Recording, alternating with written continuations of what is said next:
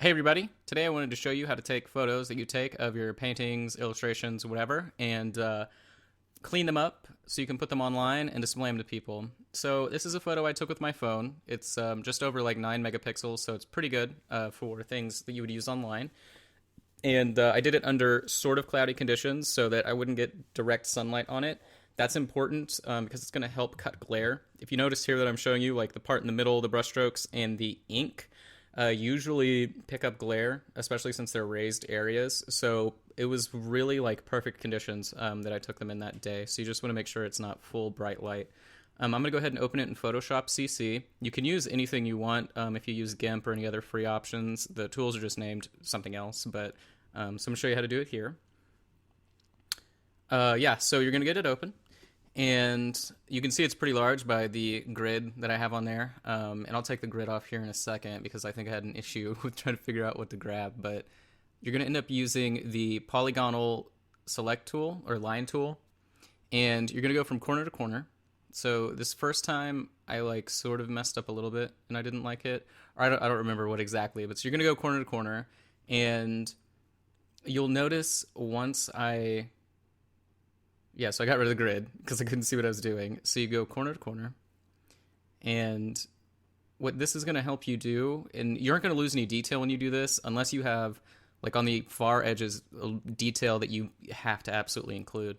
In the higher megapixel picture you have, the less of a problem this is going to be. And depending on the lens too, you probably won't have the warping issue. But for smaller cameras or whatever, and especially like the phone, that's going to be the issue. So you're going to cut the image out when you select it. Make a new picture, and you're going to paste it in. So now you can see the white around it. That was the warping from the camera lens. So I'm going to do the magic select wand tool and grab all the white space that isn't my picture. Then you're going to go to select inverse. So now I've selected my picture, and you're going to go to transform and skew. And so that is going to allow you to push, pull, rotate, whatever, the corners of your painting to get rid of the white space. And on really high resolution images, this won't mess up your image, especially if you're taking something that's like 3 feet by 4 feet and you're going to print it 16 by 20. You're literally not going to be able to see it at all. And I think on that first one, I'm redoing it because there was still a little bit of white at the bottom. It kind of depends on the order that you pull them to be able to pull it correctly. But as you see, I apply it, and there you go. It looks pretty perfect. So now I'm going to try and do an exact color match. That's relatively close, and one easy thing I like to do, depending on the color, is do auto tone. So there I applied auto tone, and it's a little bit too bright, but I think like the blues are pretty close in the auto toned one, and the reds are pretty close in the original. So I'm going to duplicate this layer. I'm going to auto tone the duplicate. And I'm going to put the opacity at like 50% to combine the two. And that literally is pretty much as close to the original as I could get. So, and that's always, you can slide it back and forth, whatever, find what you need. So it always works pretty well. Then what you're going to do is drop the layers.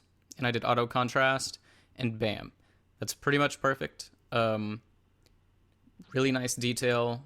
I think you could print this if you wanted, if you were in a hurry and it wasn't going to be fancy or anything like that. I checked the image dimensions here, and I'm pretty sure it came out to being pretty large. Let me see. So there's the original, where you had the warping on the edges and obviously the brick background, to what you have now on the right, which is a wonderful resolution image that you can post online.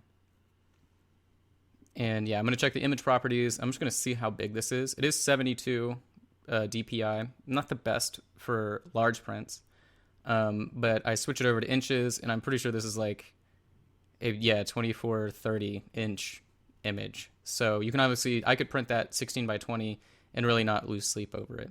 So, but yeah, thanks for watching, and I hope that helped everybody out that didn't know how to do it already.